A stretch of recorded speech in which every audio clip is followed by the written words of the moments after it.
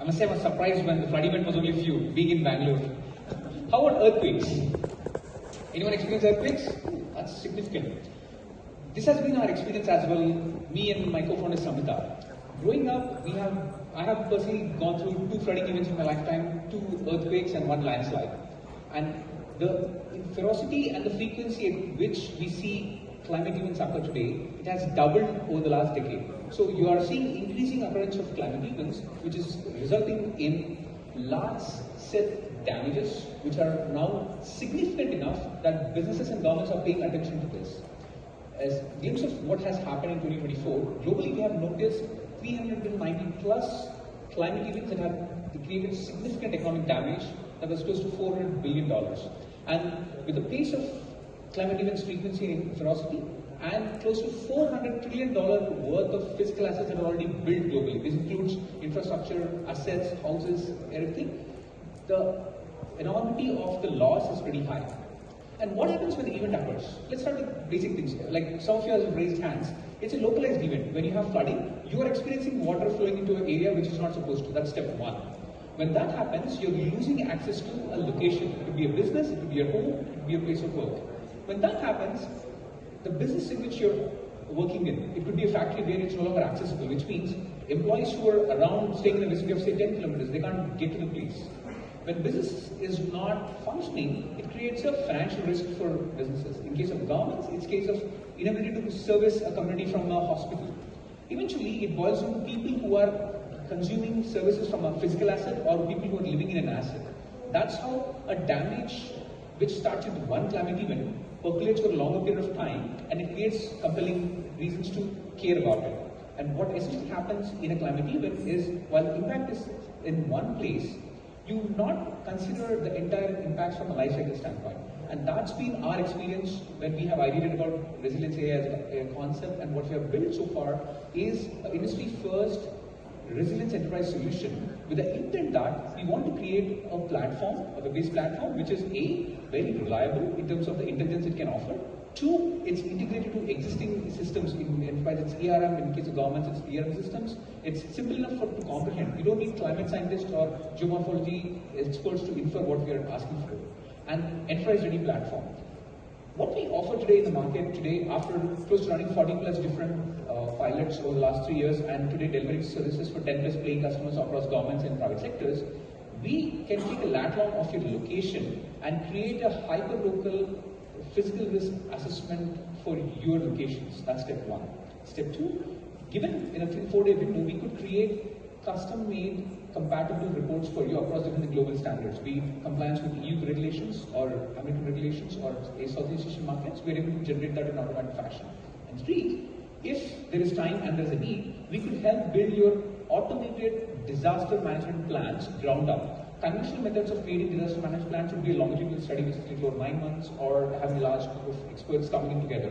We shrink that period with a faster, better, cheaper capability and deliver that in a short period of 4 weeks.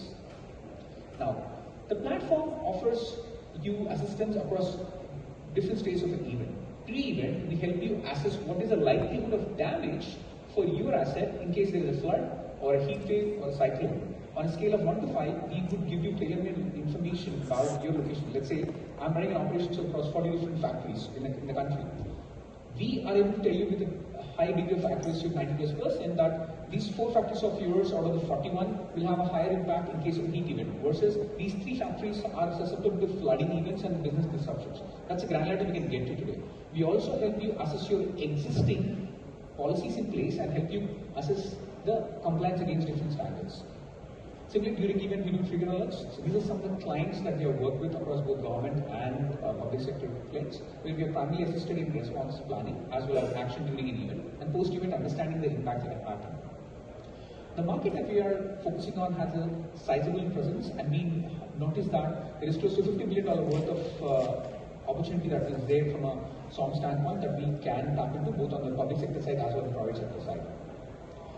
The whole journey that started in 2023 has evolved through the last 20 plus months, where we have been able to bring in 3rd iteration of the Resilience platform and offer it to multiple stakeholders and different clients.